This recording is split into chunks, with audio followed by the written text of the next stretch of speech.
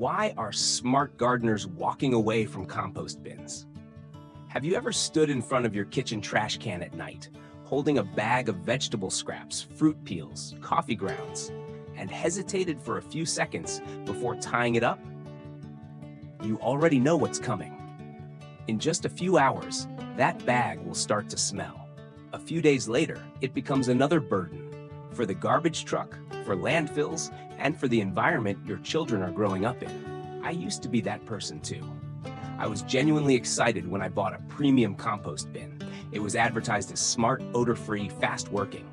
But after a few months, I realized something strange. The more tools I invested in, the less motivated I became to compost. The bin was heavy. I had to turn it, monitor moisture, control temperature, basically babysit it like a machine.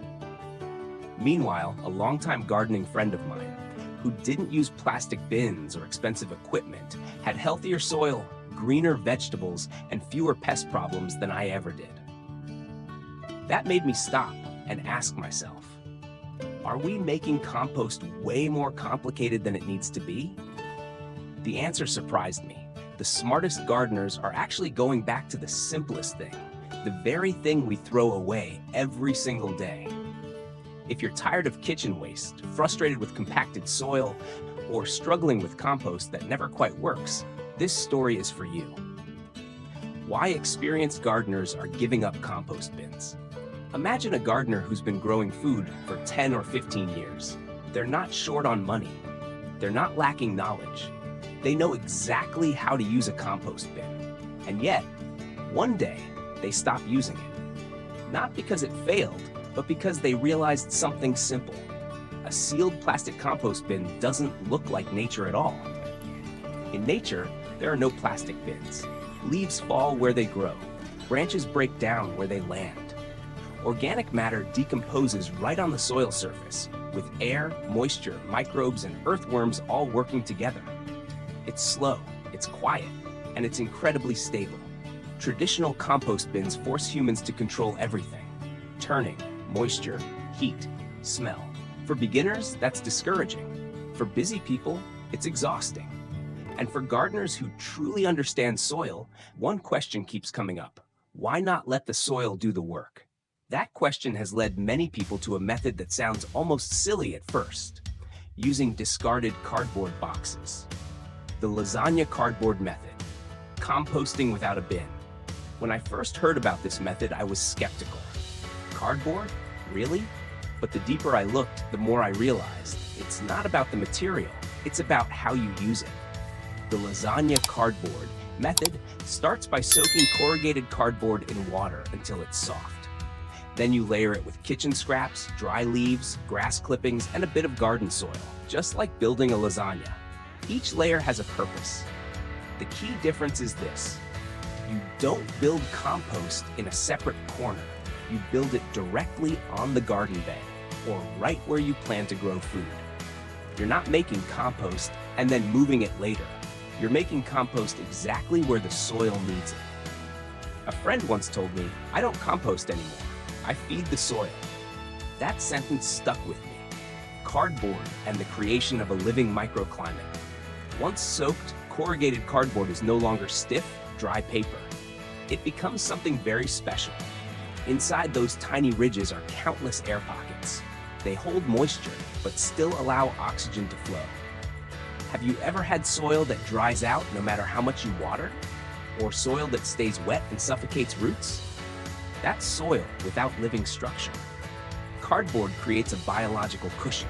It holds moisture during dry seasons without causing waterlogging in heavy rain. It lets air move through the soil, supporting beneficial aerobic microbes. When microbes thrive, soil begins to breathe. Plastic compost bins, even well-designed ones, often isolate compost from the soil ecosystem. Cardboard does the opposite. It reconnects everything. Earthworms. Nature's original artificial intelligence. In the age of AI, humans build systems that learn, adapt, and self-optimize. Nature figured this out millions of years ago. Earthworms are a perfect example. When you place cardboard and organic matter on the soil, worms show up on their own. No invitation needed. They sense moisture, food, and safety. And once they arrive, they get to work. They tunnel through the soil, improving airflow. They pull organic matter deeper, mixing it naturally, no turning required. They eat and produce worm castings, one of the richest natural fertilizers available. No machines, no weekly labor, no temperature monitoring. If AI learns from data, earthworms learn from the environment, and they do it better than any plastic bin ever could. Real results. When soil gets healthy, plants respond good. People often ask me, this sounds nice, but does it actually work? I asked the same thing. The answer came through real results. In side-by-side comparisons between traditional compost beds and cardboard lasagna beds over one growing season, the differences were clear. Tomatoes produced heavier fruit. Green beans yielded more pods. Lettuce grew thicker, larger, and showed fewer pest issues. Soil tests showed increased organic matter, better water infiltration, and a dramatic rise in earthworm populations. When you care for the soil properly, plants take care of the rest. Why this method works, especially well in Vietnam's climate. I garden in a tropical climate, hot, dry seasons, long, humid rains. This is tough on soil, especially in home gardens, rooftops, and heavy clay soils. Cardboard acts like a natural climate regulator. In dry months, it retains moisture and reduces watering needs. In rainy seasons, its porous structure improves drainage and prevents root rot. For people without time to turn compost or who don't want expensive equipment, this method is simple, affordable, and long-lasting. Composting, circular economy, and a different mindset. Every day, we throw away things without thinking twice. Cardboard, kitchen scraps, dry leaves. We call it trash. But viewed differently, these are resources. When you use cardboard and kitchen waste to feed the soil, you reduce landfill waste, cut fertilizer costs, and close a natural loop from kitchen to garden and back to your plate. This is composting for a new generation. No machines, no purchases, no complexity, just understanding nature and working with it. Safety first, choosing the right cardboard. Not all cardboard is safe. Use plain brown cardboard, no glossy coatings, no wax, minimal ink. Avoid boxes contaminated with oil, plastic layers, or heavy printing. Always remove tape, labels, and metal staples. This isn't being picky, it's respecting your soil and your family's health. Thinking like a smart gardener.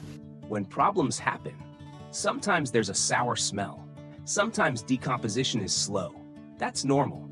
If it smells, add more dry material like cardboard or leaves and improve airflow. If it breaks down slowly, a little garden soil or fresh kitchen scraps can jumpstart microbial activity. You don't need constant intervention, just observation and gentle adjustment. Like caring for a living organism. Big lessons from simple materials. After years of composting, the biggest lesson I've learned isn't a technique, it's a mindset.